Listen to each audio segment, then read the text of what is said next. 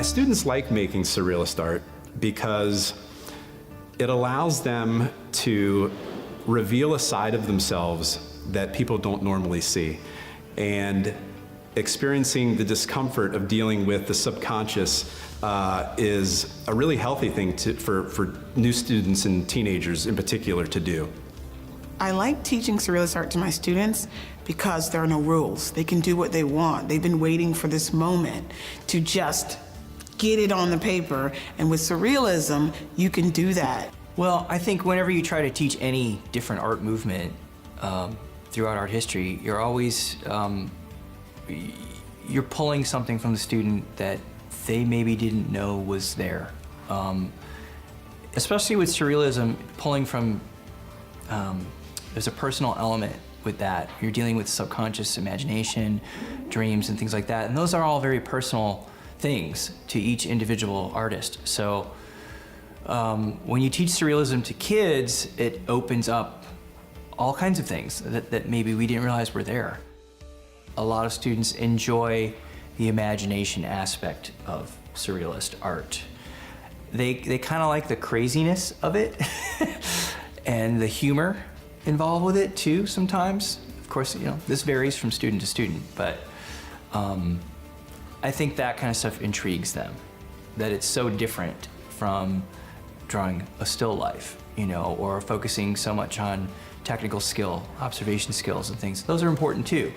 But with surrealism, you can attach an idea to all of those skills that we've already been practicing.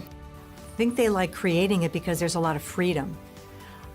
As I said, oftentimes they feel they have to conform to things if they are doing art that's supposed to look like something. If they're doing something realistic, that can be difficult for kids. So if they are doing a surreal piece, it doesn't necessarily have to have realism involved in it. They can put their true imagination into this and have something that's totally out there and have that be okay. And have it be not just okay, but have it be fantastic. Because it's dreamlike and it helps students discover more about themselves. They love being able to think outside the box. There's really no right or wrong, and they can be so expressive, and they have such a sense of freedom when they're doing surrealist art. Confidence. Kids get confidence out of seeing them, you know, out of creating.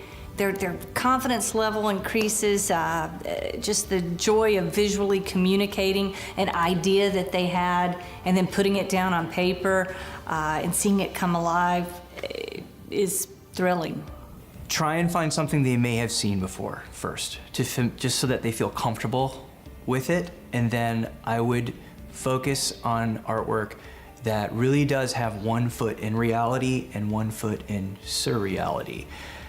So that they understand this concept, because otherwise, if you don't provide those kinds of background images, you know, things to introduce them to the topic, they're going to levitate towards anything imaginary. So, not that that's bad, but it's not surrealism. So you're going to see monsters and, you know, scary dream-like creatures and things like that, and fantasy characters, things like that. And while those are cool, and that's a portion of art and art history, I guess, it's not surrealism. So that's usually where I would start, you know, show them things like Magritte, things that they may have seen, Dali, melting clocks, things like that, that they can understand and make that connection without having to know a lot about the artist or about art history as a movement, but just understanding that I know what a clock is, but it's melting. So something's not right about this image, right? So take something we know and make it not right. That's pretty much it. And then I think you can build from there. Kids, especially at the middle school age, get locked into realism. You know, everything they draw, they want it to look exactly like the object. So by forcing them to use an anamorphic grid, all the rules are gone. Now they can explore, you know, shapes and let go of transferring information exactly the way they see it. Now their imagination is more involved when they can go outside of reality a little bit easier with an anamorphic grid.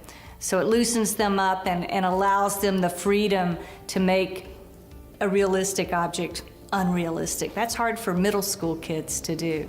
very thoroughly cover all the techniques of surrealism.